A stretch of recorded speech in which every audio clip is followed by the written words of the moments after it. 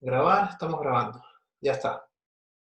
Bueno, en esta parte del curso vamos a ver la organización de la empresa internacional. Ustedes pueden ver aquí, está el libro, ¿no? Que ustedes también lo tienen, y que corresponde básicamente al capítulo 5. ¿De acuerdo? Eh, Cuando estamos hablando nosotros de la organización de la empresa internacional, básicamente lo que estamos analizando es el conjunto de relaciones de responsabilidad, de autoridad e información, ¿no? Que existe en la empresa o en una organización en general. Por lo tanto, normalmente nosotros, cuando hablamos de la organización en una empresa, de manera formal solemos representarlo a través de los famosos organigramas, ¿no? Donde estos organigramas básicamente nos indican cuál es la unidad de mando, nos indican la extensión de la responsabilidad y también es el escalonamiento de esa autoridad, es decir, la, cómo viene organizada la autoridad en función de la estructura que se tiene. Por lo tanto, esta estructura es un medio, un mecanismo, ¿no? Para que la estrategia se pueda implementar. Sin embargo, cuando ya estamos hablando en este contexto de internacionalización, ahí muchas de estas estructuras tienen que sufrir algunos cambios o algunas modificaciones. Entonces, aparecen otras estructuras, partiendo de las estructuras simples, ¿no? Donde básicamente en una estructura simple vamos a hablar de la estructura funcional. Y en esta estructura funcional, básicamente, lo que estamos nosotros integrando es un departamento de exportación, ¿no? Como parte de toda esa estructura que tiene una organización. En este tipo de estructuras, la, el departamento de exportaciones, en algunos casos, pertenece o depende del área de marketing. En otros casos, esta, este departamento de exportación se crea como una unidad independiente y eso va a depender de cómo la organización esto, va a evaluar lo que es conveniente para ella. Luego aparece otra estructura, que es la multidivisional, donde ya en esta estructura, básicamente, lo que hacemos es crear una suerte de división internacional, le llaman algunos, donde en esta división internacional, esta estructura implica que la división cuentan con cierta autonomía en función de cómo se estructuren, sea por línea de productos, por área geográfica, por marca, ¿no? Y que básicamente lo que hacen es separar las operaciones locales o domésticas de las operaciones internacionales, que es lo que estamos viendo aquí, en la segunda estructura. Sucede mucho en empresas que se dan cuenta de la importancia que es o que implica el tener presencia en otros países. Por lo tanto, en función de esa importancia, le dan una autonomía, una semi-autonomía en realidad, bajo esta forma de organizarse o estructurarse. Dentro de la otra forma de estructura multidivisional aparece las divisiones globales de producto. Aquí o en esta forma de organizar,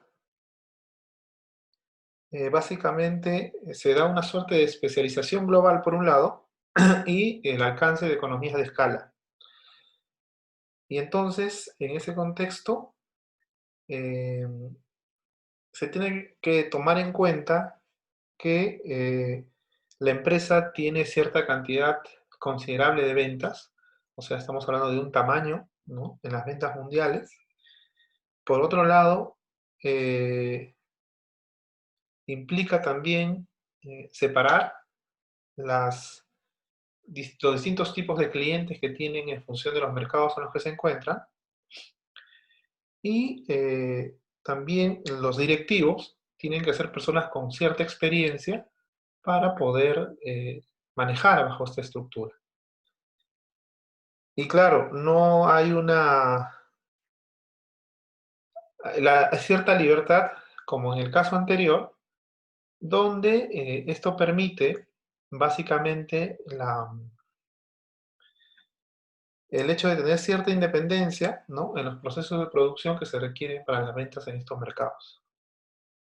Ahora, esto también supone que hay ciertas desventajas, ¿no? Porque hay muchas actividades que realiza un personal y que también puede realizar el mismo, bueno, puede realizar otro personal, pero con una mirada hacia el mercado interno. Eso es lo que se llama la duplicidad de actividades, que es una desventaja. La otra desventaja implica encontrar directivos que tengan esa experiencia global, ¿no? Y ese tipo de directivos también implica tener un presupuesto para poder cubrir esa necesidad que se tiene en función del presupuesto. Y claro, la coordinación tiene que ser mucho más fina porque, por un lado, tenemos divisiones globales del producto, ¿no?, que tienen cierta autonomía y que a su vez tienen que compartir recursos e información con otras áreas u otros elementos de la organización. Luego aparecen las, las divisiones globales por áreas geográficas.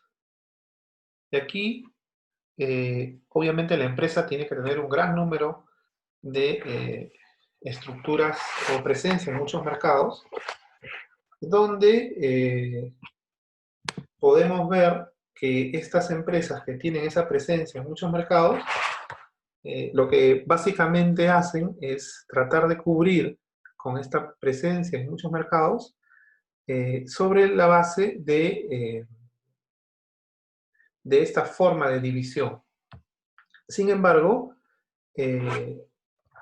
debemos de notar también que en esta estructura, la misma empresa establece una serie de departamentos, ¿no?, donde la dificultad está en centralizar toda la información y el manejo del plan estratégico de la organización como tal. Luego aparecen las famosas estructuras matriciales y mixtas, donde en una estructura matricial básicamente existe un doble flujo de autoridad, ¿no?, al mismo nivel. Y entonces, en una estructura matricial estamos hablando de que, por un lado, ¿no?, está una autoridad local a la cual uno reporta, pero también hay una autoridad o hay una base internacional a la cual también hay que brindar la misma información. Entonces, esto supone que haya un buen flujo de la información hacia ambos lados.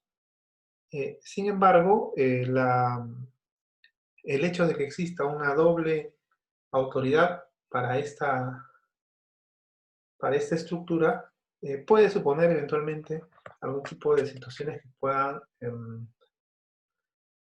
fluir, no necesariamente en la medida hacia uno u otra ente al cual se reporta.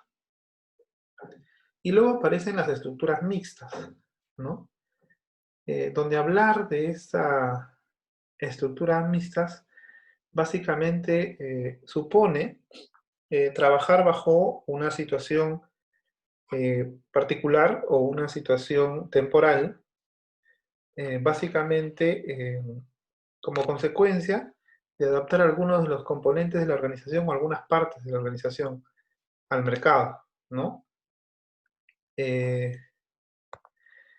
Estas estructuras,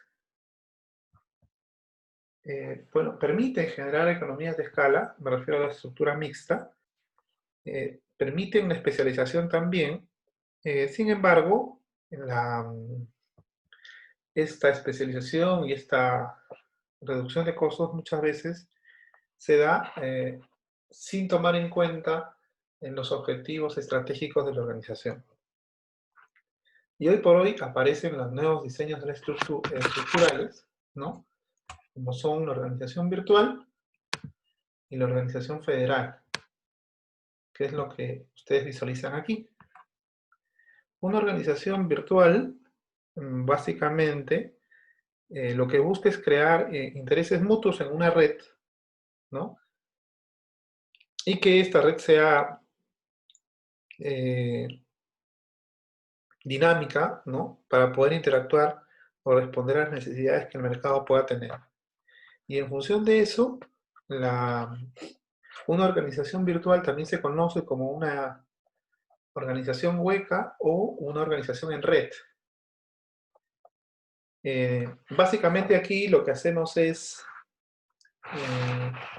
trabajar cada uno de una estructura que puede ser en distintos países y que lo que hace es una de estas áreas integrar en función de las necesidades que se pueda tener.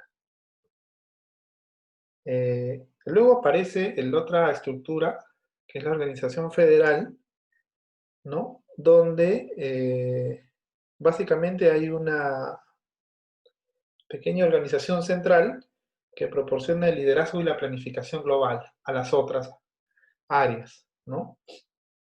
Y básicamente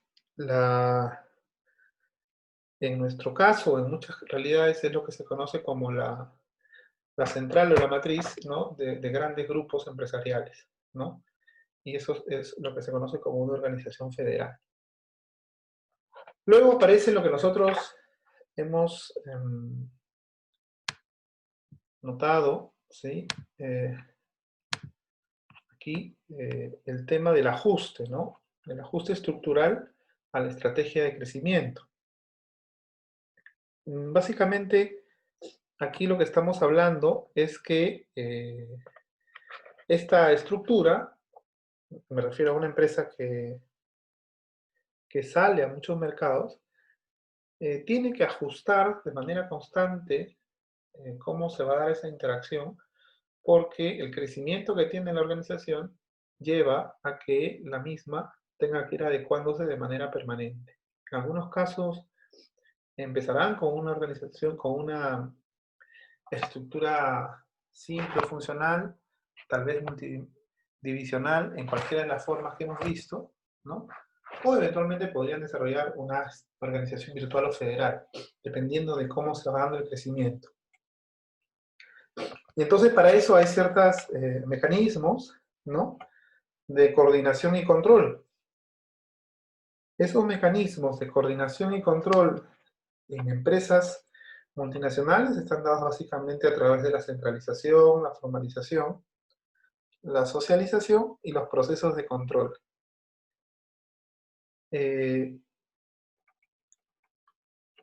Estos mecanismos de coordinación y control son los que facilitan o permiten que muchas de estas organizaciones puedan estar cohesionadas y transmitir el planeamiento estratégico de la organización a las distintas filiales que puedan tener en función de los mercados en los que se encuentran. Esto es básicamente el tema que nos toca desarrollar hoy día desde el punto de vista de la teoría, porque ahora vamos a desarrollar algunos casos al respecto. No sé si es que hay alguna pregunta sobre esto que hemos visto, lo que hemos tocado hoy día a nivel teórico.